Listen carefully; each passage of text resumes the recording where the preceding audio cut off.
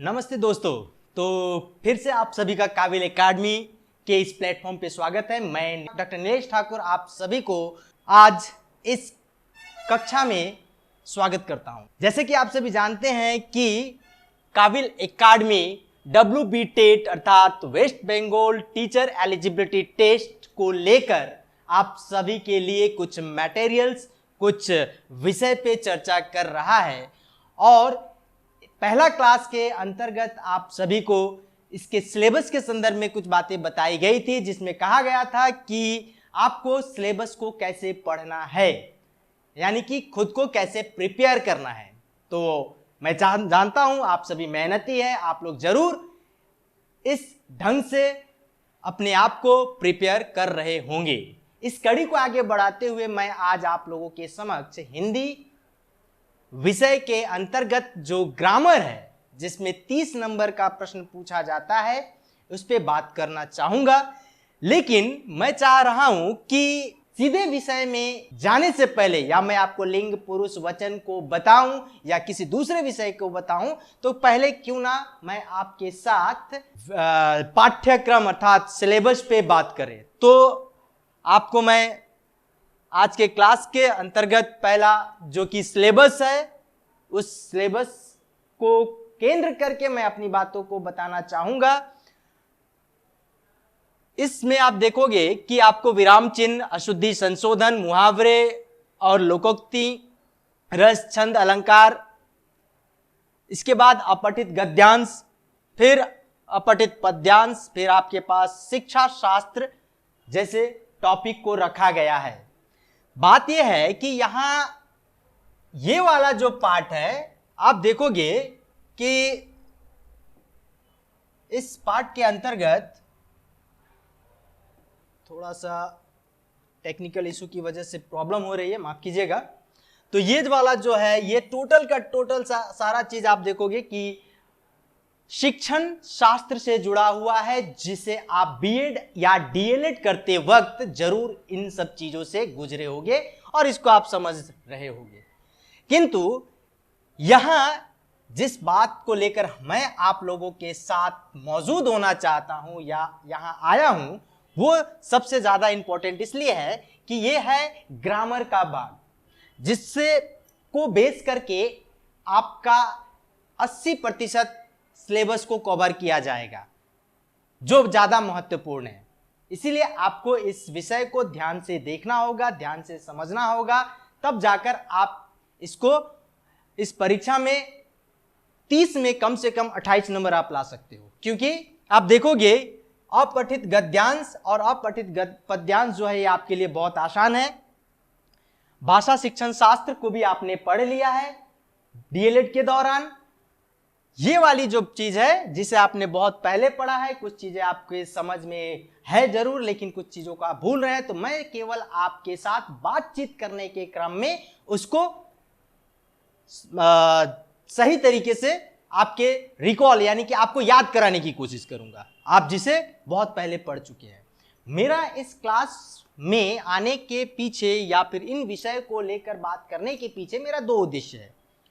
पहला कि चूंकि हम अब हिंदी भाषी क्षेत्र से जुड़े हुए हैं, आप सभी जानते हो कि यहाँ जो हम बांग्ला भाषी छात्र हैं, वे भी हिंदी को एक विषय के रूप में रखकर हम पढ़ना चाहते हैं या हम बातचीत करते हैं। मैंने जिन विषय को आज आपके सामने रखा है, अगर आप गौर करोगे तो देख पाओगे कि हम अक्सर लिंग संबंधी जो बातें करते हैं, यानी कि बात करने के क्रम में हम जो लिंग संबंधी अशुद्धि करते हैं, देखोगे इसे भी आप समझ पाओगे कि अशुद्धि संशोधन जो यहाँ पे कहा जा रहा है, ये अशुद्धि संशोधन आप लिंग के संदर्भ में भी, वर्ण के संदर्भ में भी, विराम चिन्ह के संदर्भ में भी, इन सभी जगहों पे आप या हम करते हैं। तो हमें इन विषयों को भी देखना होगा। तो आज का विषय की ओर हम आगे बढ़ते हैं। इससे पहले फिर आप लोग से आग्रह है कि आप लोग इस वीडियो को बहुत ही बेहतरीन ढंग से देखें और कुछ समझने की कोशिश करें। आगे बढ़ते हैं। तो इसका आज का जो हमारा विषय है पुरुष वचन और लिंग। पुरुष वचन और लिंग, ये 3 विषय जिसे आप हर जगह अपने जीवन में पाते हो। पुरुष यानी कि पर्सन, आप सभी जानते हो पुरुष यानी कि पर्सन जिसे 3 भागों में बांटा जाता है, first person, second person, third person, जिसे हिंदी में आप देखोगे उत्तम पुरुष, मध्यम पुरुष और अधम पुरुष कहा जाता है। इसी तरह वचन की बात करें तो आप सभी जानते हो कि वचन को भी 2 भागों में बांटा जाता है, बहुवचन और एक वचन, यानी कि सिंगुलर नंबर और प्लूरल नंबर। फिर आता है लिंग। ये विषय भी नया नहीं है आपके लिए, सारे के सारे विषय आपके इर्द गिर्द है, आप उससे गुजरे हो कभी न कभी, या फिर आप अपने दैनंदिन जीवन में, दिनचर्या में इन सब चीजों का प्रयोग करते हो। तो हम अब विषय की ओर जाते हैं। तो हमारा पहला विषय है पुरुष यानी कि पर्सन। ये जो पर्सन है, आप इसमें एक परिभाषा दिया गया है, जिस परिभाषा को अगर आप देखोगे तो कहते हैं वे व्यक्ति जो संवाद के समय भागीदार होते हैं। भागीदार कौन होता है? ये प्रश्न आप खुद से जब आप करोगे तो आप देख पाओगे कि हम जब संवाद यानी कि वार्तालाप, एक दूसरे से बातचीत करते हैं, तो वहां हम किससे बात कर रहे होते हैं और किसके बारे में बात कर रहे होते हैं। अगर इन 3 चीजों को आप जानते हो तो आप समझ जाओगे कि यहां पे पर्सन यानी कि कौन है, यानी पहला पर्सन यानी फर्स्ट पर्सन कौन होगा, दूसरा पर्सन, और आपका जो थर्ड पर्सन जो कहा जाता है, जिससे हम लोग अधम, अन्य पुरुष के माध्यम से जानते हैं या फिर अधम पुरुष के नाम से जानते हैं, ये आप समझ जाओगे। तो यहां कहा जा रहा है जो व्यक्ति यानी वे व्यक्ति जो संवाद के समय यानी कि बातचीत के समय, संवाद का अर्थ होता है बातचीत करना, तो बातचीत के समय क्या करता है, तो वे व्यक्ति जो बातचीत के समय मौजूद होता है, संवाद करते समय भागीदार होते हैं, उन्हें पुरुष कहा जाता है। गौर करने वाली बात है, कौन है पुरुष? यानी कि वार्तालाप के दौरान हम जब बातचीत कर रहे होते हैं तो हर एक व्यक्ति, जिसको हम 3 भागों में बांट कर देखते हैं, देखोगे कि मैं दिल्ली में रहता हूं, तुम यहां से चले जाओ, वह फुटबॉल बहुत अच्छा खेलता है। मैं, तुम और वह, बात यहीं पे आकर हमारे तीनों पुरुष को समझा दिया जाता है। तो इसमें बहुत ज्यादा बोलने की जरूरत नहीं है। मुझे पता है कि मुझसे ज्यादा समझदार आप लोग हो, आप भी इन चीजों को जानते हो। मैं आपका समय बेकार में बर्बाद ना करते हुए मैं आगे बढ़ता हूं। देखो, मैं दिल्ली में रहता हूं, मैं यानी कि फर्स्ट पर्सन, तुम यहां से चले जाओ, मैंने किसी को ऑर्डर दिया, वो बंदा दूसरा पर्सन है, और हम लोग क्या कर रहे हैं, हम और आप मिलकर एक थर्ड पर्सन के बारे में बात कर रहे हैं कि वो फुटबॉल बहुत अच्छा खेलता है। इस संदर्भ से देखा जाए तो मैंने जैसे कि कहा कि पुरुष 3 प्रकार के होते हैं, जो कि मैंने आपको पहले ही बताया, उत्तम पुरुष, मध्यम पुरुष और अन्य पुरुष।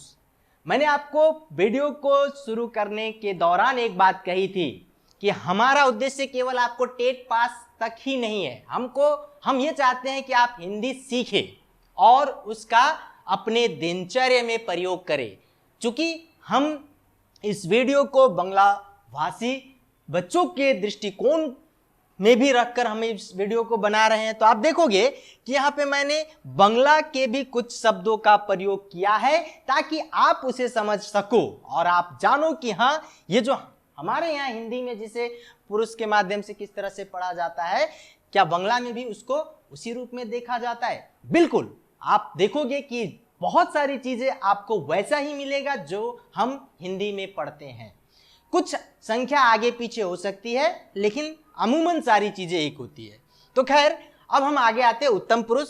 उत्तम पुरुष कहने से हमेशा याद रखिएगा, फर्स्ट पर्सन की बात की जा रही है। अंग्रेजी में जिसे फर्स्ट पर्सन कहा जाता है वही है उत्तम पुरुष। ये उत्तम पुरुष हमेशा वक्ता यानी कि जो बोलने वाला होता है। आप अगर बात कर रहे हो तो आप फर्स्ट पर्सन बनोगे, और आप अगर, मैं आपकी बात को, श्रोता और वक्ता 2 चीजें होता है। एक वक्ता जो बोलने वाला होता है, श्रोता जो सुन रहा होता है, उससे आप जोड़कर देखोगे तो कहते हैं, देखो, वक्ता यानी कि मैं, मुझे, मुझको, मेरा, मेरी आदि। ये जो है फर्स्ट पर्सन की कुछ रूप है जिसको यहां रखा गया है। आमी, आमाके, अमार, और ये जो शब्द हैं, ये शब्द जो है आप देखोगे कि बांग्ला में इस रूप में आता है। तो आप बेहतरीन समझते हो चीजों को, बहुत अलग चीजें नहीं है। आगे बढ़ते हैं, मध्यम पुरुष की बात होती है, सेकंड पर्सन जिसे कहा जाता है आप। मैंने कहा था आप जिससे बात कर रहे होते हो, यानी कि आप, तुम, तुमको, तुझे, तू, ये जो आपनी तुमी जो शब्द का हम लोग बांग्ला में प्रयोग करते हैं, ये सारी चीजें हमारे सेकंड पर्सन के तौर पे आती है। अन्य पुरुष की बात करें, यह, वह, ये, वे, ये जो बात हम लोग कर रहे हैं, यानी कि हम किसी थर्ड पर्सन को लेकर बात कर रहे होते हैं, उस पे बात होती है। खैर हम आगे बढ़ते हैं। हमारा जो आज का टॉपिक है, हम लोग टॉपिक में चूंकि इन कर चुके हैं, और इस टॉपिक के अंतर्गत कुछ एग्जाम्पल, कुछ उदाहरण के माध्यम से मैं इस चीज को विस्तार करना चाहूंगा। उत्तम पुरुष, जिसे प्रथम पुरुष भी कहा जाता है, चूंकि मैंने पहले भी बताया था, यहां वक्ता स्वयं उत्तम पुरुष होता है। वक्ता यानी कि जो बोल रहा होता है, वक्ता मैं, मुझे, मुझको, मेरा, मेरी आदि शब्दों के द्वारा क्या करता है, खुद के बारे में बताने की कोशिश करता है। ऊपर जो चीजें लिखी गई है, आप उसे अगर पढ़ लेते हो तो डिफिनेशन के साथ साथ आप चीजें को समझ पाओगे। मुझे एक गिलास पानी चाहिए, আমাকে एक गिलास जल दी। बांग्ला में जो बात बोली जा रही है, आप, हम प्रयोग करते हैं। तो ये चीजें एग्जाम्पल इसके आधार पे। मेरा नाम विकास है, मैं दिल्ली जा रहा हूं। फिर से मैं आपको यहां पे एक बात बताऊंगा, बार बार मुझे ये जो बात आ रही है, यानी कि देखो ये हमारी ये देखिए मेरा मैं, जिस पे मैंने बात कर रखा है पहले, ये सारा फर्स्ट पर्सन के साथ आता है। सेकंड पर्सन की जब हम बात करते हैं, यानी कि मध्यम पुरुष जिसे हमने कहा, ये जो मध्यम पुरुष है, यहां क्या है, मध्यम पुरुष श्रोता होता है। मैंने पहले ही आपको बताया था, श्रोता अर्थात जो सुन रहा होता है। श्रोता जिसमें वक्ता बात करता है, यानी कि जिससे वक्ता बात करता है, वक्ता श्रोता के लिए आप, तुम, तुमको, तुझे, तू जैसे शब्दों का प्रयोग करता है। उदाहरण के तौर पे आप देख सकते हो, कहा जा रहा है कि तुम आज कहीं नहीं जाओगे, तुम्ही आज कोथाऊ जावे ना। ये जो हम लोग बोलते हैं, है ना, मैं आपको कुछ दिखाना चाहता हूं, तो ये सारी की सारी शब्द जो है सेकंड पर्सन का एग्जाम्पल है, आप इसे समझ पा रहे होंगे। फिर हम लोग अन्य पुरुष यानी कि थर्ड पर्सन की बात कर रहे हैं। सवाल यह है कि हम जो पढ़ रहे हैं पर्सन या पुरुष, इसका प्रयोग स्टेट में कहां है। आप देखोगे कि हम लोगों को अशुद्धि संशोधन, जो आपका पाठ्यक्रम में एक विषय दिया गया है, इस विषय के अंतर्गत इन सारे विषयों को लेकर भी, इन टॉपिक को लेकर भी क्या किया जाता है, अशुद्धि संशोधन में चीजों को समझने में सहूलियत होती है। यहां कहा जा रहा है अन्य पुरुष वह होता है जिसके बारे में हम क्या करते हैं, जिस तीसरे आदमी के बारे में श्रोता और वक्ता आपस में बात कर रहे होते हैं, या वह, वे, इस तरह के शब्दों से हम लोग उसको समझने की कोशिश करते हैं। वह बहुत अच्छा फुटबॉल खेलता है, मैंने आपको बताया था वह पढ़ाई में बहुत तेज है। जो शब्द का प्रयोग किया जा रहा है दूसरे के लिए, हम लोग एक थर्ड पर्सन की बात कर रहे हैं। खैर, मेरा आज के इस विषय में पर्सन जो मैंने आपको बताया, पुरुष जो मैंने आपको बताया, इस पुरुष को समझने के लिए हमारी आम बोलचाल की भाषा में इसका प्रयोग करना बहुत जरूरी है। अगर हम इसे प्रयोग करना नहीं जानते हैं तो हम लोग अक्सर क्या करते हैं कि थर्ड पर्सन की जगह पे सेकंड पर्सन और सेकंड पर्सन की जगह पे थर्ड पर्सन का प्रयोग करके हम लोग अपनी बातों को गलत कर देते हैं। अब हम लोग आते हैं अपने विषय में की ओर। तो आप देखोगे कि आपके इस टेट के जो सिलेबस है, पाठ्यक्रम है, इस पाठ्यक्रम में एक टॉपिक जो कि आपको रखा गया है, वो टॉपिक है क्या, तो वचन। आप सभी जानते हो ये जो नंबर जिसे कहा जाता है, आप सब जानते हो नंबर सामान्यतः क्या होता है, आप सभी किस रूप में नंबर को देखते हो। जाहिर सी बात है नंबर 1 होगा या 2 होगा या 1-2 से अधिक होगा। अब हम इसे यहां वही समझने की कोशिश करेंगे कि आखिरकार ये नंबर है क्या। देखिए, संज्ञा, सर्वनाम, विशेषण तथा क्रिया के जिस रूप से संख्या का बोध हो, यह संख्या दरअसल यही नंबर है ना, वो वचन कहलाता है। यह संख्या, जैसे तालाब में बहुत सारी मछलियां है, ये जो बहुत सारी है ये अनगिनत है ना, अनगिनत है, जिसको हम लोग नहीं जानते हैं कितनी मछलियां हैं, हमें पता नहीं है। तो अब एक नंबर दो नंबर को तो हम समझ सकते हैं, लेकिन ये चीजें अगर कंटिन्यूअसली अधिक हो जाए तो हम उसको कैसे समझें। अब देखोगे कि हमें ये पढ़ने के पीछे उद्देश्य क्या है। अब छोटी छोटी चीजें इसमें हमको देखनी है। एक बिंदी और एक चंद्र बिंदी ये लगने के बाद ही आप देखोगे कि इसकी संख्या बढ़ जाती है, और उस बिंदी या चंद्र बिंदी के हट जाने के बाद कई बार उसकी संख्या घट जाती है। परीक्षा में अक्सर पूछा जाता है कि शिक्षक, अध्यापक एक शब्द है, अध्यापक का बहुवचन शब्द लिखिए। अब हमारे सामने समस्या हो जाती है, अध्यापक के लिख देंगे, गलत हो जाएगा, तो हम क्या करेंगे, अध्यापक गण लिखते हैं उसके लिए। ये छोटी छोटी अब देखेंगे, अध्यापक गण अर्थात वो बहुत सारी संख्या को समझाने की कोशिश कर रहा है। खैर, हम लोग इस वचन को समझते हैं तो देखोगे वचन के दो रूप होता है, एक वचन और बहुवचन। हिंदी में सामान्यतः वचन के दो रूप होते हैं, एक वचन और बहुवचन। आप लोग इसके जो शीर्षक है, जो टाइटल है, उससे ही आप समझ पा रहे हो कि एक वचन अर्थात एक व्यक्ति, सिंगुलर नंबर, बहुवचन अर्थात प्लूरल्स नंबर। आगे बढ़ते हैं इसमें। इस वचन को देखते हुए जो बातें कही जा रही है, यानी कि वह वचन कहलाता है, हमने देखा था। अब इसके बाद हम इस टॉपिक की ओर बढ़ते हैं। हमें पता है कि आप सभी इन सारे चीजों से परिचित हो, एक दूसरे को जानते हो, और मुझे ये बताने में बहुत ज्यादा मेहनत करने की जरूरत नहीं है।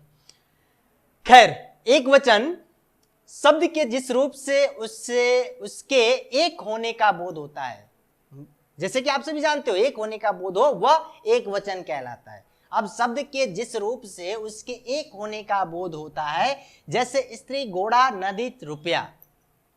अब आप लोग देखे होंगे कि एक चीज है, रुपया शब्द दिया गया है और इसको एक वचन के अंतर्गत रखा गया है।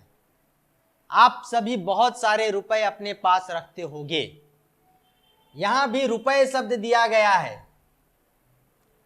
हम लोग पैसे अपने पास रखते हैं, 1 रुपए भी रखते हैं, 10 रुपए भी रखते हैं, पर हम रुपया और रुपए में अंतर नहीं कर पाते हैं। देख रहे हैं कितना महत्वपूर्ण है, हमारे दिनचर्या से जुड़ा हुआ चीज है, इसीलिए हमें इसे जानना जरूरी है। कहते हैं देखो, शब्द के जिस रूप से उसके एक होने का बोध हो वह एक वचन कहलाते हैं। जैसे स्त्री, घोड़ा, नदी और रुपए शब्द का प्रयोग किया गया। बहुवचन की बात की जाए तो शब्द के जिस रूप से उसके एक से अधिक होने का बोध हो उसे बहुवचन कहा जाता है, यानी कि वे बहुवचन कहलाते हैं। स्त्री शब्द दिया गया था, उसी को स्त्रियां बनाया गया।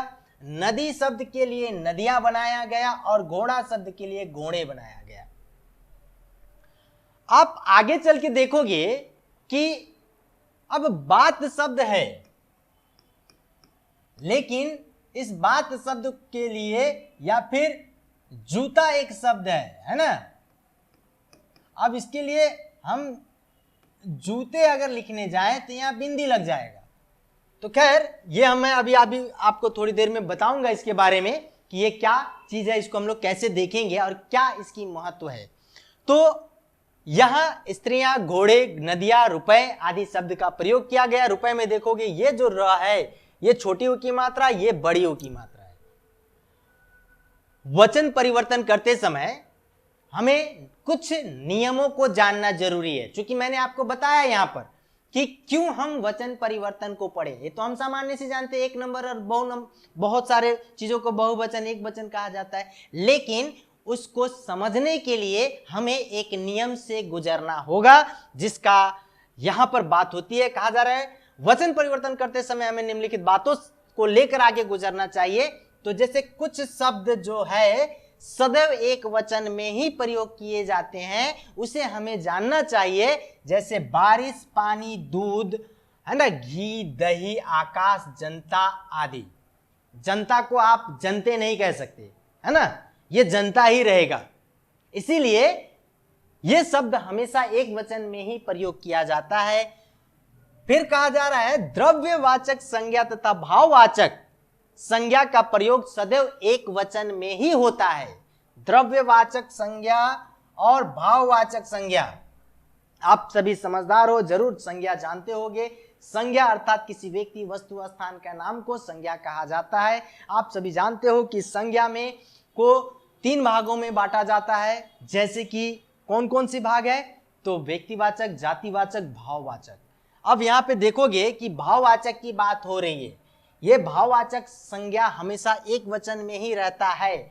जैसे हंसना, देखोगे एक भाववाचक संज्ञा को आप हम लोग आगे देखेंगे कि किस तरह से, जैसे देखोगे कि राजा हरिश्चंद्र सदैव सत्य बोलते थे। ये जो सत्य बोलना जो शब्द है ना, सत्य, सत्य एक भाववाचक, भावनाओं को दर्शाता है, तो ये हमेशा एक ही वचन में पाया जाता है। इसके बाद देखोगे आदर सूचक शब्दों सदैव बहुवचन में प्रयोग किए जाते हैं। कुछ चीजें जो महत्वपूर्ण है, जो आपको जानना है, ये जो आदर सूचक शब्द है जिसे हम लोग रिस्पेक्ट देने के लिए प्रयोग करते हैं, है ना। हम कहते हैं पिताजी कहते हैं कि, अब पिताजी शब्द का जब हम लोग प्रयोग कर रहे हैं तो इसको समझने के लिए है में बिंदी लगा दे रहे हैं। आप देखोगे है जब हम लोग लिख रहे हैं तो एक है में बिंदी लगाते हैं और एक है में नहीं लगाते हैं। ये जब बिंदी लगाते हैं तो देखोगे ये बिंदी भी दरअसल क्या दर्शाता है, ये बहुवचन होने का एक बहुवचन को दर्शाता है। आगे बढ़ते हैं, कहते हैं कि आदर सूचक शब्द जो होते हैं सदैव बहुवचन में प्रयोग किए जाते हैं। जैसे कहा गया है माताजी बाजार गई हैं। ये हैं जो शब्द है ये बताता है माताजी को सम्मान देने के लिए प्रयोग किया गया। अब माताजी तो एक ही हैं लेकिन सम्मान देने के लिए प्रयोग किया गया, इसीलिए हमेशा इसको बहुवचन में काउंट किया जाता है। इसके बाद अगर आप देखोगे तो आपके कुछ शब्द सदैव बहुवचन के रूप में ही प्रयोग किए जाते हैं, जैसे हस्ताक्षर, आंसू, दर्शन, प्राण, दाम, लोग। ये कुछ ऐसे शब्द हैं जो कि सदैव बहुवचन। मैंने आपको एक चीज बताया था, कुछ शब्द हमेशा एक वचन में प्रयोग होता है और कुछ शब्द हमेशा बहुवचन में प्रयोग होता है। ये भी देखने वाली बात है कि कौन कौन से ऐसे शब्द है वो आपको समझना है, आपको जानना है कि वो कौन से ऐसे शब्द है जो हमेशा बहुवचन में, क्योंकि परीक्षा के दृष्टिकोण से आपको कंफ्यूज करने के लिए कुछ ऐसे ही शब्द को डाला जाएगा जिसे आप समझकर आपको लगेगा कि ये तो बहुवचन, इसका कैसे बनाया जाए। चूंकि कंफ्यूजन क्रिएट करना है तो आपको ये जानना होगा कि कौन से ऐसे शब्द हैं। नॉर्मल सा शब्द है जो आपको दे दिया गया दर्शन, दर्शन का बहुवचन बदलिए और उसमें दर्शन शब्द दे रखा है तो आपको लगेगा नहीं दर्शन का दर्शने होगा, तो आप और हम गलती करके चले आएंगे। तो हमें उन सभी चीजों को भी नोटिस करना होगा कि कौन कौन सी वो छोटी छोटी चीजें हैं जिसके माध्यम से हम अक्सर एग्जाम में गलती कर बैठते हैं और 1 नंबर 2 नंबर के लिए हम पीछे रह जाते हैं, है ना। तो आगे बढ़ते हैं, देखेंगे कुछ दोनों शब्द वचनों, कुछ शब्द ऐसे होते हैं जो दोनों वचनों में रह जाता है। अक्सर इस तरह के शब्दों को नहीं लिया जाता है परीक्षा के दृष्टिकोण से। जब हम पढ़ रहे होते हैं तो ऐसे शब्द को हमारे परीक्षा के पेपर में नहीं रखा जाएगा जो दोनों वचनों में प्रयोग किए जाते हैं। तो इस पे हम कभी बाद में चर्चा जरूर करेंगे, लेकिन आज चूंकि हमारा विषय है कि वचन और लिंग, पुरुष को समझना, पुरुष पे हमने बात किया, वचन को लेके आगे बढ़ रहे हैं। अब यहाँ कुछ एग्जाम्पल आपके सामने हम रख रहे हैं कि वचन परिवर्तन करते समय हमें देखोगे कि बहुवचन बांग्ला में कैसे बनाते हैं या हिंदी में वचन को कैसे बनाए जाते हैं। खैर आगे बढ़ते हैं, तो यहाँ देखेंगे आप कि हम लोग बांग्ला में वचन परिवर्तन, बांग्ला में गुली शब्द को जोड़कर हम लोग क्या करते हैं कि वचन अक्सर बना लेते हैं। तो अब यहाँ हम लोग आज कुछ एग्जाम्पल, कुछ उदाहरण को देखेंगे। वचन परिवर्तन यानी कि बांग्ला में गुली, राग, गण, वृंदो शब्दों के माध्यम से बहुवचन बनाते हैं, एक वचन को बहुवचन में बदलते हैं, लेकिन हिंदी में उसकी कुछ अलग अलग नियम है जिसको हम लोग देखने वाले हैं यहाँ पर। अब देखो हिंदी में कहा जाता है अ के स्थान पर ए शब्द को जोड़कर भी बहुवचन बनाया जाता है, जैसे कि पुस्तक अ, है ना, इसके जगह पे पुस्तकें ए। ये देख रहे हो, ये पुस्तकें जो शब्द है क में ए की मात्रा जो आया जिसके आधार पे आप देखोगे बहुवचन ये बन गया। मैंने क्लास शुरू होते वक्त मैंने एक चीज कहा था आपसे, बात और बातें की बात कही थी। आप सभी जानते हो कि बातें अक्सर क्या है, बहुवचन के अंतर्गत है, पर परीक्षा के पेपर में वह बातें तो दी गई है पर उस बातें के अंतर्गत क्या नहीं दिया गया है, ये बिंदी नहीं लगाया गया है। तो ये छोटी सी बिंदी की प्रयोग ना करने से, अनुनासिक ध्वनि का प्रयोग ना करने से आपका वह उत्तर गलत हो जाएगा। इसीलिए हमें यह ध्यान देना है कि पुस्तक शब्द के लिए पुस्तकें, बात शब्द के लिए बातें, बहन के लिए बहनें, आंख के लिए आंखें और कमल के लिए कलमे, यानी कलम के लिए कलमे शब्द का प्रयोग किया जा रहा है। आज के स्थान पर भी ए लगाकर हम बहुवचन बनाते हैं, जैसे पत्रिका पत्रिकाएं, माला मालाएं, माता माताएं, कन्या कन्याएं और महिला महिलाएं। इसी तरह आप देखोगे कुछ शब्द के बहुवचन शब्द के अंत में नए शब्द जोड़कर भी हम क्या करते हैं, बहुवचन बनाते हैं। अब हम लोग यहाँ बंगला वाले इस शब्द को देखेंगे कि जहाँ पे गुली, रा, गण, वृंदो है ना, ये जो शब्द उन लोगों ने प्रयोग किया। हमारे यहाँ पे भी इस तरह के शब्दों का प्रयोग होता है, जैसे पक्षी है, पक्षी वृंद हो गया, अध्यापक गण हो गया, सज्जन लोग हो गया, मजदूर वर्ग हो गया, गुरुजन हो गया। ये जो शब्द है, इन शब्दों के जोड़कर हम व्यापारी गण हो गया, हम क्या कर रहे हैं, हम बहुवचन बनाते हैं। तो ये भी एक महत्वपूर्ण चीज है जिसको हमको देखना है। आगे हम लोग कुछ और एग्जाम्पल देखते हैं कि कैसे बहुवचन बनाया जाता है। यहां पे आप देखोगे आ के स्थान पर ए लगाकर भी बहुवचन बनाया जाता है। जैसे एक वचन को बहुवचन बनाया गया, पता से पते। आप गौर करोगे यहां बिंदी नहीं लगा है। ये बहुत समझने वाली बात है कि अक्सर हम लोग अब वहां पे एक जगह पे पते में बातें में बिंदी लगाया, पर यहाँ पे आप देख रहे हो कि बिंदी का प्रयोग नहीं किया गया है। तो इसका मतलब ये नहीं है कि ये सही नहीं, ये यहाँ लड़के में बिंदी जैसे का प्रयोग नहीं किया जा रहा है, रुपए में बिंदी का प्रयोग नहीं किया जा रहा है, तो इसको भी गौर करना है। तो छाता छाते हो गया, रुपया रुपए हो गया, बेटा बेटे हो गया। अब इसके बाद यहाँ शब्द का प्रयोग करके भी आप देखोगे कि 1 सेकेंड थोड़ा सा ओके, स्थान यानी कि आ के स्थान पर ए लगाकर, जो कि हमने देखा ये ए लगाकर बहुवचन बनाया गया। या के स्थान पर चंद्र बिंदु को जोड़कर गुड़िया, या शब्द है, ये जो या शब्द जो दिया गया है, इस या शब्द के स्थान पर क्या हो रहा है, एक मिनट, हाँ, या शब्द के स्थान पे चंद्र बिंदु लगाया गया। जैसे गुड़िया शब्द है या, अब इसके जगह पर ये या शब्द के जगह पर क्या किया गया, 1 सेकेंड थोड़ा सा, ये यहाँ पे या शब्द है, इसके जगह पर चंद्र बिंदु, या में चंद्र बिंदु लगाकर यहाँ पे आपके सामने ये लगा दिया गया। तो ये इसको भी आपको गौर करना है, चंद्र बिंदु का प्रयोग करके भी हम वचन में प्रयोग करते हैं। या शब्द के स्थान पे चंद्र बिंदु का प्रयोग करना। इसके बाद छोटी ई और बड़ी ई के स्थान पर या शब्द लगाकर, जैसे लड़की, ये जो लड़की है, लड़की में ये बड़ी ई की मात्रा है, जाति में छोटी ई की मात्रा है, चींटी में बड़ी ई की मात्रा है। इसके जगह पर क्या किया गया, या शब्द को लगाकर हमने क्या किया, इसको बहुवचन। लेकिन यहाँ एक चीज गौर करने वाली बात है, जब आप या शब्द को लगाएंगे तो उसके बाद चाहे वो बड़ी ई ही क्यों ना हो या छोटी ई क्यों ना हो, वो हमेशा छोटी ई में ही रहेगा। आप जितना भी देखोगे लड़कियां, लड़की जो था यहाँ पे बड़ी ई था, लेकिन ये यहाँ पे छोटी ई में कन्वर्ट, जातियां छोटी ई में ही रहेगा, चीटियां छोटी ई में, चीटी बड़ी ई में है लेकिन ये छोटी ई में कन्वर्ट हो जाता है। ये छोटी छोटी गलतियां अक्सर वर्तनी में इस गलतियों को दिखाने की कोशिश किया जाता है, जिसके कारण हम लोग इस तरह की गलती को कर बैठते हैं और एक आध नंबर जो भी मिलने वाला होता है उससे हम लोग हाथ धो बैठते हैं। मिठाई शब्द है, देखोगे बड़ी ई की मात्रा है, ये बड़ी ई है, इस बड़ी ई को क्या किया गया, छोटी ई में कन्वर्ट कर दिया गया, इस पे ध्यान देना है। नदी बड़ी ई है, छोटी ई में बदल गया, इसको समझना है।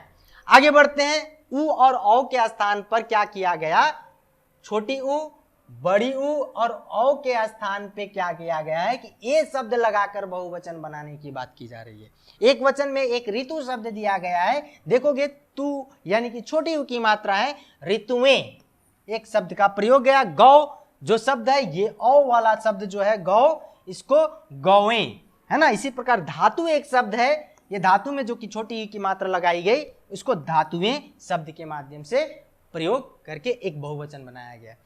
हम लोग अब आगे और कुछ एग्जाम्पल उदाहरण को लेते हैं, जिससे आप देखोगे कि इन उदाहरणों के माध्यम से आप ऐसे चीज़ों को समझ पाओगे।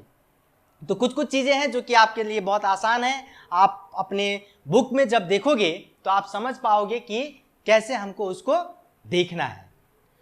क्योंकि यहां मैंने कुछ चुने हुए उदाहरण को रखा ताकि आपको उस तरह के उदाहरणों से आम बोलचाल की भाषा में या परीक्षा में इन समस्याओं को आप समझ सको। लेकिन थोड़ी मेहनत आपको खुद करनी होगी। कुछ किताबें जो आप खरीदोगे, जो आप पढ़ोगे, उस किताब में भी इसको देखने की कोशिश करोगे। मैं आपको केवल गाइड कर रहा हूं ताकि आप उसको कैसे पढ़ो और क्या समझो, किस तरह की गलतियों से बचो। अब हमारा जो एक विषय है वह है लिंग। लिंग ये भी बहुत इंपॉर्टेंट चीज है। अक्सर हम क्या करते हैं कि लिंग को पढ़ने के क्रम में हम क्या कर रहे हैं कि स्त्रीलिंग को पुल्लिंग और पुल्लिंग को स्त्रीलिंग बना देते हैं। क्यों बनाते हैं? क्योंकि हमारे यहां बंगला में ऐसा कोई बाध्यता नहीं है कि गाड़ी जाएगी, ट्रेन चलेगी, ऐसा नहीं है। पर हम हिंदी में है, ट्रेन चलती है, यानी कि अब ट्रेन को के संदर्भ में, बसों के संदर्भ में चलने वाली शब्द का प्रयोग करते हैं। और मां के लिए जाति, बहन के लिए जाति और पिता और भाई के लिए जाते शब्द का या जाता शब्द का प्रयोग करते हैं। ये लिंग को जानना बहुत जरूरी है, जो कि हम लोग बहुत ज्यादा गलती करते हैं। आप देखोगे कि ये लिंग होता क्या है। जिस संज्ञा शब्द से स्त्री या पुरुष होने का पता चलता है उसे लिंग कहते हैं। मैंने आपको पहले बताया संज्ञा, हर संज्ञा शब्द में आपको पता चलेगा या तो वो स्त्रीलिंग में होगा या वो पुल्लिंग में होगा। अब ये जो स्त्रीलिंग या पुल्लिंग की बात हो रही है, यानी कि जिस संज्ञा शब्द में क्या कहा जा रहा है, जिस संज्ञा शब्द से आप देखोगे स्त्री या फिर पुरुष होने का बोध हो, वह लिंग कहलाता है। जैसे कि आपके सामने कुछ शब्द दिया गया है जो पुरुष जाति में बैल, बकरा, मोर, मोहन, लड़का, हाथी, शेर, घोड़ा, दरवाजा, पंखा, कुत्ता, भवन, पिता, भाई, ये जो कुछ शब्द दिया गया, ये कौन सा शब्द है? पुरुष जाति को बोध कराने वाला शब्द है, यानी कि पुल्लिंग होगा। फिर आपके सामने कुछ स्त्री जाति को बोध कराने वाले शब्दों का प्रयोग किया गया, जैसे गाय है, बकरी है, मोरनी है, मोहिनी है, लड़की है, हाथनी, हाथी शब्द के लिए हथनी शब्द का प्रयोग किया गया, शेरनी, घोड़ी, है ना, खिड़की, और ये जो कुत्ता शब्द था उसके लिए कुतिया। अक्सर हम लोग इसको गाली के रूप में प्रयोग करते, पर ये नहीं है, ये सीखने वाली चीज है। कई बार हम लोग इस तरह के शब्दों को गाली के संदर्भ में देखने की कोशिश करते हैं, पर नहीं, ये इसका स्त्रीलिंग रूप है। माता और बहन, भाई के लिए बहन शब्द का प्रयोग किया जाता है। तो ये जो एग्जाम्पल, ये जो उदाहरण आपके सामने रखा गया, ये इन उदाहरणों के माध्यम से आप सामान्यतः ये तो समझ जा रहे हो कि ये स्त्रीलिंग है और ये पुल्लिंग है, यानी कि स्त्री जाति को बोध कराने वाले शब्द स्त्रीलिंग कहलाएंगे और पुरुष जाति को बोध कराने वाले शब्द को हम पुल्लिंग कहेंगे। लेकिन मैं चूंकि पहले ही कह रहा था कि हम बंगला भाषी क्षेत्र से जुड़े हुए हैं, तो हमारे यहाँ पे लिंग संबंधी बहुत सारी गलतियां होती हैं बोलने के क्रम में।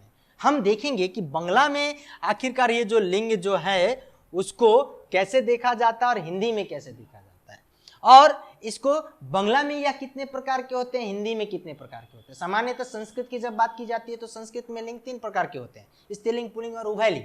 लेकिन हिंदी में उभयलिंग को नहीं रखा जाता है, यहाँ पे स्त्रीलिंग और पुल्लिंग के अंतर्गत ही रखा जाता है। कुछ चीजें ऐसी होती हैं जो शब्द स्त्रीलिंग और पुल्लिंग दोनों शब्दों में प्रयोग हो जाता है, उसके लिए हम लोग उभयलिंग शब्द का प्रयोग कर सकते हैं, पर सामान्यतः ये बोलचाल में नहीं आती है, इसीलिए हम लोग स्त्रीलिंग या पुल्लिंग ही देखते हैं। आगे देखेंगे, यहाँ पे संसार में 3 तरह की जातियां होती है। एक है पुरुष, दूसरा है स्त्री और तीसरा है जड़। जड़ यानी कि जड़, स्थिर हो जाना, मरे हुए अवस्था में रहना, हम कह सकते हैं। जड़ वस्तु कहते हैं ना, एक जगह टेबल है, ये आपके सामने बोर्ड है, ये स्थिर है, पर इसके लिए हम कैसे, कौन सा लिंग समझे या किस आधार पर इसके लिंग को हम जस्टिफाई करें, समझे। तो जड़, इन्हीं जातियों के आधार पर लिंग का भेद किया जाता है या फिर बनाए गए हैं। इसके आधार पर देखोगे तो कहा जाता है, एक है पुल्लिंग, फिर दूसरा स्त्रीलिंग, तीसरा नपुंसक लिंग कहा गया, जिसे उभयलिंग संस्कृत में कहा जाता है, कॉमन जेंडर इंग्लिश में कहा जाता है है ना। लेकिन बंगला में लिंग को सामान्यतः 4 भागों में बांटा जाता है, ये आप सभी जानते हैं, जैसे कि पुंगलिंग कहा गया, स्त्रीलिंग कहा जाता है, क्लीबलिंग कहा जाता है, उभयलिंग कहा जाता है। हम इन लिंगों को देखेंगे, लेकिन हमारा उद्देश्य चूंकि हिंदी में लिंग को कैसे पढ़ा जाए या कैसे समझा जाए इसको जानना है।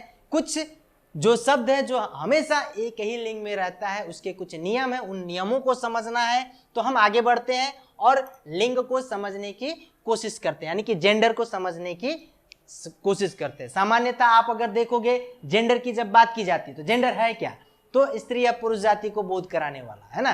तो स्त्री और पुरुष जाति को हम कैसे समझे, जिसको आज हम यहाँ आगे पढ़ने की कोशिश करेंगे।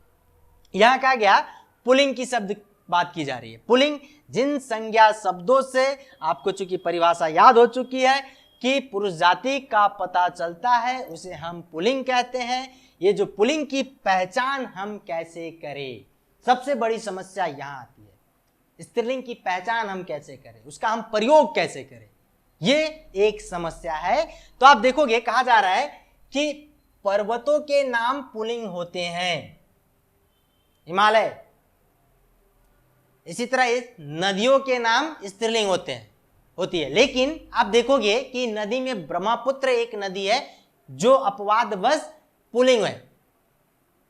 कुछ कुछ चीजें अपवाद मिल जाते हैं, लेकिन जितने भी पहाड़ हैं, चाहे वो हिमालय हो, विंध्याचल हो, या फिर सतपुड़ा हो, कंचनजंगा हो, कैलाश हो, है ना, माउंट एवरेस्ट हो, मलयाचल हो, ये सारे के सारे पर्वत जो है पुल्लिंग के रूप में प्रयोग किए जाएंगे।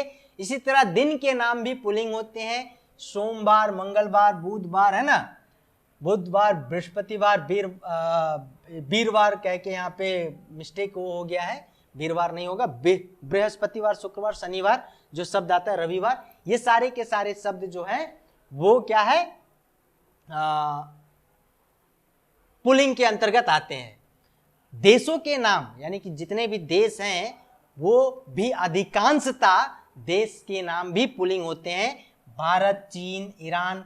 इसीलिए देखोगे भारत के लोग आ रहे हैं, या फिर जब बहुवचन में बनता है तो यहाँ पे भारत शब्द, चीन शब्द, ईरान, यूरान, रूस, अमेरिका, उत्तर प्रदेश, हिमाचल प्रदेश, मध्य प्रदेश, ये सारे के सारे शब्द जो है वो कौन सा है, पुल्लिंग है। फिर आता है धातु के नाम। धातुओं के नाम जो होता है पुल्लिंग होते हैं, जैसे सोना, चांदी, तांबा, चांदी भी है, पीतल, लोहा, पारा, ये जो शब्द है ये पुल्लिंग में रहते हैं अक्सर। इसके बाद आप देखोगे नक्षत्र के नाम भी पुल्लिंग में रहते हैं, जैसे कि सूर्य, चंद्र, राहु, आकाश, शनि, बुध, बृहस्पति, मंगल, ये कुछ है। इसके बाद में महीनों के नाम मार्च, चैत, आषाढ़, फागुन जो शब्द दिया गया है ये भी पुल्लिंग रहते हैं। द्रव्यों के नाम जैसे पानी, तेल, पेट्रोल, घी, शरबत, दही, दूध, ये जो चाय जो शब्द है, चाय एक शब्द जो स्त्रीलिंग होती है, लेकिन बाकी ये सारी शब्द जो है आप देखोगे कि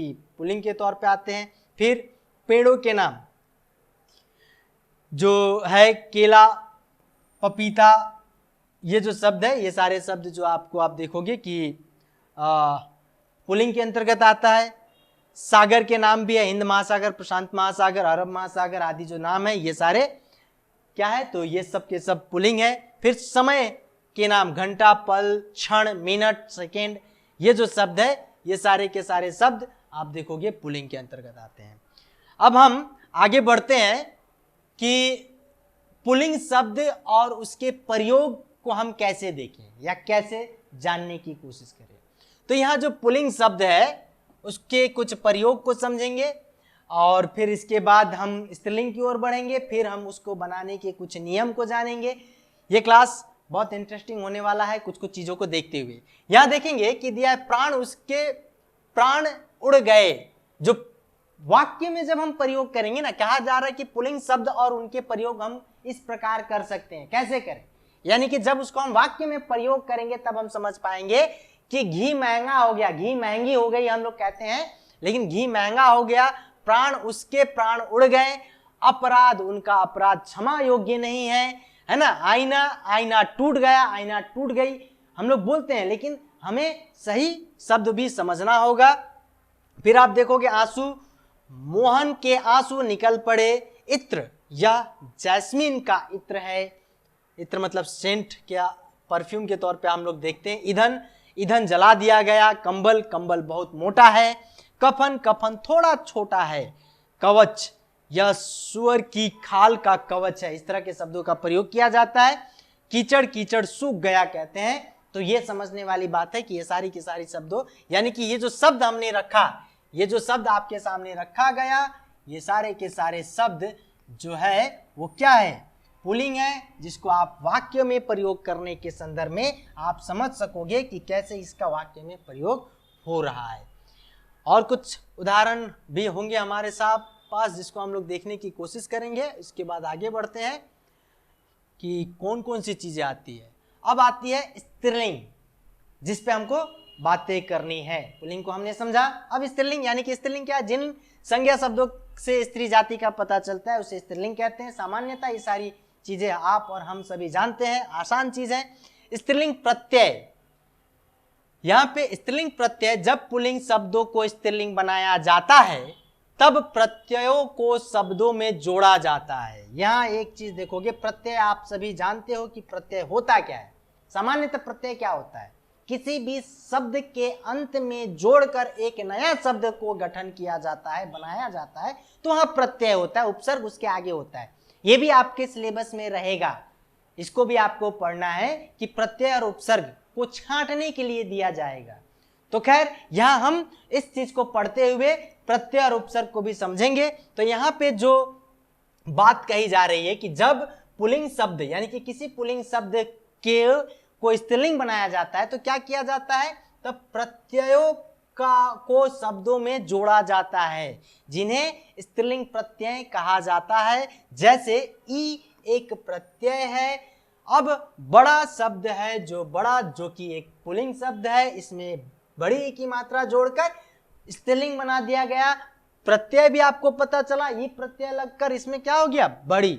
भला का भली आदि, यानी कि इनी एक प्रत्यय है। इस प्रत्यय से योगी, जो एक पुल्लिंग शब्द है, इसको योगिनी बना दिया गया। कमल को कमलिनी बना दिया गया। इन धोबी धोबिन बन गया। तेल से तेली बन गया। नी भी एक प्रत्यय है, मोर से मोरनी बन गया, है ना। अनि एक प्रत्यय है, जेठानी बन गया, देवरानी बन गया। और आप देखोगे आइन एक है, जैसे ठाकुराइन बन गया, पंडित से पंडिताइन बन गया, या यानी कि बेटा से बेटिया बन गया। हम लोग इस क्रम को और आगे समझेंगे। आगे बढ़ते हैं कुछ चीजों को लेकर, कुछ एग्जाम्पल के साथ। लेकिन उससे पहले हम चाहेंगे कि पहले हम क्या करें, कौन से ऐसे शब्द है जो हमेशा स्त्रीलिंग में रहता है, पहले उसको समझेंगे और इसके बाद कुछ नए चीजों को समझने की कोशिश करेंगे। यहां कहा जिन संज्ञा शब्दों के पीछे देखेंगे क्या कहा जा रहा है, किन किन शब्दों का प्रयोग किया जा रहा है, ये देखना है। के पीछे ख, ट, वट, हट, अनि आदि आए, वे सभी स्त्रीलिंग है। ये बहुत महत्वपूर्ण है आपके परीक्षा के दृष्टिकोण से, क्योंकि वहां आपको देखना है कि कुछ चीजें, कुछ शब्द आपको कॉमन ही पता चल जाएगा कि हाँ वो कैसे, क्यों वो स्त्रीलिंग है। जैसे कहा गया ख, ट, वट, हट, आनी, यानी कि कड़वाहट। हट शब्द आ गया, आहट, बनावट, शत्रुता। फिर आप देखोगे मूर्खता, मिठाई, छाता, एक, भूख। ऐसे बहुत सारे शब्द जो आपके सामने रखा गया, ये सारे के सारे शब्द क्या है, स्त्रीलिंग के तौर पे प्रयोग में आ रहा है। ठाकुराइन, ठाकुराइन भी होता है, ठाकुरानी कहा गया। राजस्थानी, जेठानी। अब देखोगे ये ठाकुराइन, इसका स्त्रीलिंग है, ठाकुर से ठाकुराइन बनता है, जेठ से जेठानी बनता है। इसके बाद अनुस्वारांत, अनुस्वारांत, इकारांत, उकारांत, तकारांत, सकारांत आदि संज्ञा शब्द। संज्ञा शब्द जैसे देखोगे, देखे रहे होंगे हम लोग। अब देखोगे कि रोटी, रोटा तो शब्द होता नहीं है ना। जैसे रोटी, टोपी, नदी, ये हमेशा चींटी, उदासी, रात, बात, छत, है ना, भीत, लू, बालू, ये सारे के सारे जो शब्द है, प्यास, वास, ये सांस, नानी, बेटी, मामी, भाभी, ये सब स्त्रीलिंग रूप में पाया जाता है। भाषा और बोलियों, यानी कि ये जो अनुसारांत और इकारांत, उकारांत, तकारांत जो बात बताई है, छत, भित, बात, तो से जिसका अंत हो रहा हो, ऊ, छोटी ऊ की मात्रा, बड़ी ऊ की मात्रा से जिसका, बड़ी ऊ की मात्रा से जिसका अंत हो रहा है, भालू, लू, ये सब शब्द है ना। ईकारांत, बड़ी ई की मात्रा से जिसका अंत हो रहा हो, इस तरह की बात तो शब्दों को रखा गया। इसके बाद भाषा और बोलियों का नाम हमेशा आप देखोगे कि वो स्त्रीलिंग में ही रहता है। जैसे कहा गया है हिंदी, संस्कृत, देवनागरी, पहाड़ी, अंग्रेजी, है ना, या फिर अंग्रेज, या फिर अरबी, अंग्रेजी, बंगाली, ये सारे शब्द जो है हमेशा स्त्रीलिंग फॉर्म में रहता है।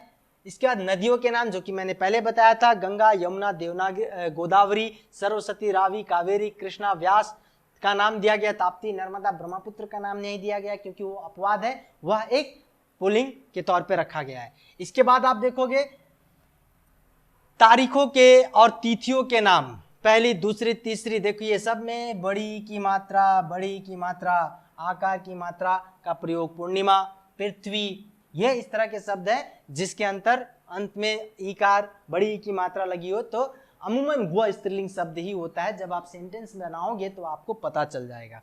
फिर नक्षत्रों की नाम आती है, जैसे अश्वनी, भारणी, रोहिणी, रेवंती, मृगशिरा, चित्रा आदि। फिर आप देखोगे कि आपके सामने मसालों के नाम स्त्रीलिंग होते हैं, जैसे दाल, मसाले मतलब जानते हैं ना हम लोग, जो खाने में जिस तरह की मसालाओं का प्रयोग करते हैं, उन मसालाओं यानी कि दालचीनी, लौंग, हल्दी, मिर्च, धनिया, ये सब जो है स्त्रीलिंग से है जुड़ा हुआ। इसके बाद में राशि के नाम, जैसे कुंभ, मीन, तुला, सिंह, मेष, कर्क आदि जो राशि हैं, इन राशियों को भी स्त्रीलिंग के अंतर्गत रखा जाता है। कुछ आहार, खाने की चीज़ों के नाम, जैसे सब्जी है ना, दाल है, कचौड़ी है, पूरी है, रोटी है, ये शब्द हमेशा स्त्रीलिंग में पाए जाते हैं। इसके बाद पुस्तकों के नाम भी स्त्रीलिंग में होता है, और जैसे कि रामचरितमानस, बाइबल, महाभारत, गीता, रामायण, पुराण, जितने भी शब्द का प्रयोग या किताबों की नाम कही जा रही है, ये सब के सब क्या है, स्त्रीलिंग शब्द है। आगे बढ़ते हैं। कुछ स्त्रीलिंग शब्दों को हम क्या कर रहे हैं, वाक्य में प्रयोग कर रहे हैं। हम इसका वाक्य में प्रयोग इसलिए कर रहे हैं ताकि आप जब कोई शब्द आपके सामने रखा गया है उसको आप वाक्य में प्रयोग करके देखो, आप अपने आप ही समझ पाओगे कि वो कौन सा लिंग है, या पुल्लिंग है या स्त्रीलिंग है। जैसे कहा गया, आदत एक शब्द है, मुझे शराब पीने की आदत है। अब शराब पीने की आदत है, ये की शब्द का प्रयोग देखोगे आप, प्रयोग में आ रहा है, ये जो की है आदत शब्द से पहले आया। फिर देखोगे आंख, उसकी, उनकी आंख। फिर देखोगे आग, घर में आग लग गई, है ना। फिर इच्छा, मेरी इच्छा। ईंट, ईंट बिल्कुल पक चुकी है। ये जब हम सेंटेंस जब बनाते हैं तो आप देखोगे अपने आप ही कुछ चीजें पता चल जाएगा। यानी कि यहाँ जब आप सेंटेंस को पढ़ोगे तो स्त्रीलिंग शब्द के आगे की या फिर उसका अंत जो होगा वो कहीं ना कहीं ई, बड़ी की मात्रा से खत्म होकर वो स्त्रीलिंग का बोध करा देता है। जैसे माँ रोटी पका रही है, बहन, मेरी बहन, हम लोग मेरी माँ, मेरी बहन हमें बोलना चाहिए, लेकिन अक्सर हम लोग गलती करते हैं और कहते हैं मेरा बहन कहते हैं। तो मेरा बहन शब्द, मेरा शब्द, वहाँ बहन चूंकि आगे है तो इसलिए मेरी बहन होगा। जैसे कि यहाँ पे आपके सामने कहा गया कि उसकी आंख, उसका आंख हम लोग का प्रयोग करते हैं, उसका आंख गलत शब्द है।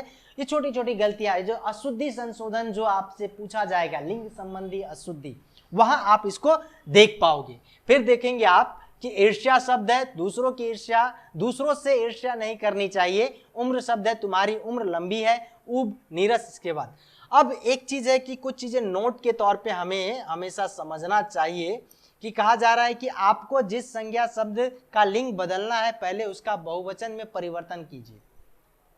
यहां जो मैं आपके सामने जो चीज लेकर आया हूं, कुछ नोट जो कि बहुत महत्वपूर्ण है। अगर आप कुछ संज्ञा परीक्षा हॉल में बैठे हुए हो, वहां आपको पता नहीं चल रहा है, तो उसको पहले बहुवचन बना लीजिए। इस नोट को आप देखेंगे, इसको नोट भी कर सकते हैं, जिसके आधार पे आपको लिंग को समझने में बहुत आसानी होगी। आपको जिस संज्ञा शब्द का लिंग बदलना है पहले उसका वचन में प्रयोग कीजिए, परिवर्तन कीजिए। बहुवचन में बदलने के बाद अगर शब्द के पीछे ये देखेंगे क्या लेके आ रहा है, ये या आ आए, तो आप देखोगे कि वे स्त्रीलिंग है, और अगर पीछे ए और नहीं आता है तो वो पुल्लिंग है। जैसे पंखा एक शब्द है, तो पंखा शब्द के पीछे देखिए क्या आ रहा है, पंखे, ये शब्द नहीं आया तो ये क्या हो गया, ये पुल्लिंग है। लेकिन वहीं पे चाबी, ये जो चाबी शब्द है, चाबिया या चाबी शब्द का प्रयोग करते हैं, चाबी, या फिर हम कोई ऐसे शब्द ले ले, आप अपने हिसाब से आप ले सकते हैं स्त्रीलिंग शब्द। जैसे स्त्री शब्द है, तो स्त्री शब्द को स्त्रियां, ये चंद्रबिंदी का प्रयोग, आ का प्रयोग हो जा रहा है, जिसकी वजह से आप देखोगे कि ये स्त्रीलिंग शब्द है। तो वाक्य को इस नोट के आधार पे भी आप देख सकते हो कि हम इसको कैसे प्रयोग में लेकर आए। फिर आगे बढ़ते हैं, पुल्लिंग और स्त्रीलिंग में प्रयोग, यानी कि दोनों ही सेंस में प्रयोग होने वाले कुछ ऐसे शब्द होते हैं जिसको हमको समझ लेना चाहिए, या फिर हम उसको कैसे अलग करें, कुछ नियम है जिस नियम को भी हम यहाँ पे समझेंगे। पुल्लिंग और स्त्रीलिंग दोनों में प्रयुक्त होने वाले जो शब्द होते हैं, जैसे प्रधानमंत्री, मुख्यमंत्री, राष्ट्रपति, उपराष्ट्रपति, चित्रकार, पत्रकार, गवर्नर, लेक्चरर, है ना, वकील, डॉक्टर, सेक्रेटरी, ये जो प्रोफेसर, जो शब्द हैं, ये शब्द पुल्लिंग और स्त्रीलिंग दोनों ही रूप में प्रयोग में आते हैं। फिर आप देखोगे कि आपके सामने पुल्लिंग से स्त्रीलिंग बनाने का कुछ नियम, जिसपे हम बात कर रहे थे। हम लोग अपनी क्लास के बहुत अंतिम कड़ी की ओर बढ़ रहे हैं। अब देखेंगे कि किन नियमों को मानते हुए हम बहुत ही सहजता से पुल्लिंग से स्त्रीलिंग में शब्दों को बदल सकते हैं। प्रश्न पूछा जाता है कि प्रमुख इस शब्द का स्त्रीलिंग रूप लिखिए। अब वो शब्द या तो पुल्लिंग में होगा, उसीलिए स्त्रीलिंग रूप में दिया जा रहा है, या फिर वो पुल्लिंग शब्द होगा, स्त्रीलिंग शब्द होगा, जिसको आपको पुल्लिंग में बदलने के लिए कहा जाएगा। जैसे पुल्लिंग और स्त्रीलिंग, कवि का कावित्री हो जाएगा, ये गलत है, ये कवित्री जो है, एक मिनट, ये कवित्री दरअसल कवित्री नहीं होता है, ये नहीं होता है, ठीक है, कवित्री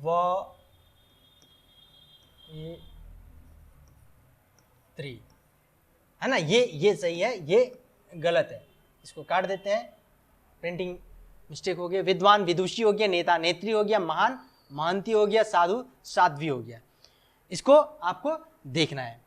फिर हम लोग आगे बढ़ते हैं, कुछ और भी नियम दिया गया है कि कैसे हम लोग स्त्रीलिंग को पुल्लिंग में और पुल्लिंग को स्त्रीलिंग में समझ सकें, बदले।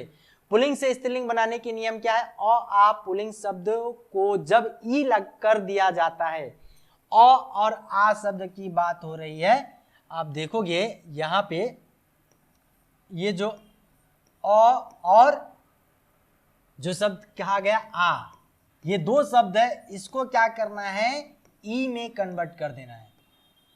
अब इसको अगर ई में आप बदलोगे तो वो स्त्रीलिंग हो जाता है। जैसे गूंगा एक शब्द है, यहाँ पे गूंगा आ शब्द है, आ को हमने ई में बदल दिया, बड़ी ई के में, गधा गधी, देव देवी, नर नारी। इसी तरह कहा जा रहा आ व आदि पुल्लिंग शब्दों को स्त्रीलिंग में बदला जाए तो आ तथा वा की जगह पर इया शब्द का प्रयोग आ जाता है। अब यह शब्द का प्रयोग कैसे होगा, जैसे लोटा एक शब्द है, इस लोटा में आ शब्द का प्रयोग हो रहा है, बंदर में अ शब्द का प्रयोग हो रहा है, लेकिन इया शब्द जोड़कर लोटिया या बंदरिया शब्द बनाकर हमने क्या किया, इसका अर्थ को बदल दिया, यानी कि ये लिंग बदल गया, इसका स्त्रीलिंग के अंतर्गत आ गया। फिर आगे बढ़ते हैं, अक प्रत्यय जैसे शब्दों में ईका जोड़कर, अब ये जो ईका शब्द की बात हो रही है, इसको हम लोग कैसे जोड़ेंगे तब जाके ये बनेगा। ईका अक के स्थान पे इस प्रत्यय को ईका में कन्वर्ट कर देना है, बदल देना है, तब जाके क्या बन जाएगा, जोड़कर जब हम लोगों को करेंगे तो ये हमारा स्त्रीलिंग बन जाएगा। जैसे शब्द है और ईका, अध्यापक एक शब्द है, ईका जोड़ दिया तो हमने बनाया अध्यापिका। चालाक एक शब्द है, चालक जो शब्द है, चालक में चालिका बना दिया। फिर इसी तरह देखोगे लेखक का लेखिका बन जाता है। जब पुल्लिंग जो को स्त्रीलिंग बनाया जाता है तो कभी कभी नर या मादा लगाकर, ये नर या मादा लगाकर भी हम लोग क्या करते हैं कि लिंग में परिवर्तन करते हैं। जैसे तोता एक शब्द है तो तोता के लिए मादा तोता, खरगोश एक शब्द है, मादा खोर खरगोश, मादा मच्छर मच्छर, इस तरह के शब्दों का प्रयोग करते हैं। काफी देर से बोल रहा हूं तो पानी प्यास लग रही है मुझे, अब थोड़ा सा पानी पी लिया जाता है, उसके बाद फिर हम लोग क्लास को थोड़ा कंटिन्यू करेंगे। आप लोग भी पानी पी के आइए, तब तक काफी सुन रहे होंगे।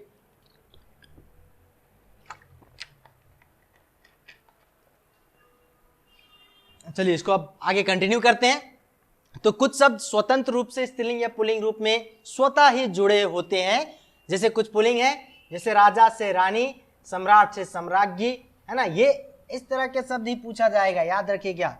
भाई बहन तो सभी को पता है, वर वधु तो सभी को पता है, लेकिन सम्राट से सम्राज्ञी जो शब्द बन रहा है, इस तरह के शब्दों को आपको देखना है कि वो कैसे ये किया जाता है। फिर देखोगे कुछ शब्दों का स्त्रीलिंग ना हो पाने की वजह से उसमें आनी शब्द जो प्रत्यय है, ये आनी प्रत्यय को भी हमको देखना है कि ये आनी प्रत्यय लगाकर स्त्रीलिंग बनाया जाता है। जैसे ठाकुर शब्द है, तो ठाकुर शब्द में क्या कहा जा रहा है कि कुछ शब्दों के स्त्रीलिंग ना होने पर, यानी कि ठाकुर का स्त्रीलिंग ना होना, आनी, ठाकुरानी, ये जो शब्द बन जा रहा है, ठाकुरानी या ठाकुराइन होता है। जेठानी, सेठ है, सेठानी हो गया, आनी शब्द जोड़ा जिसकी वजह से सेठानी ये जो शब्द है वो स्त्रीलिंग हो गया।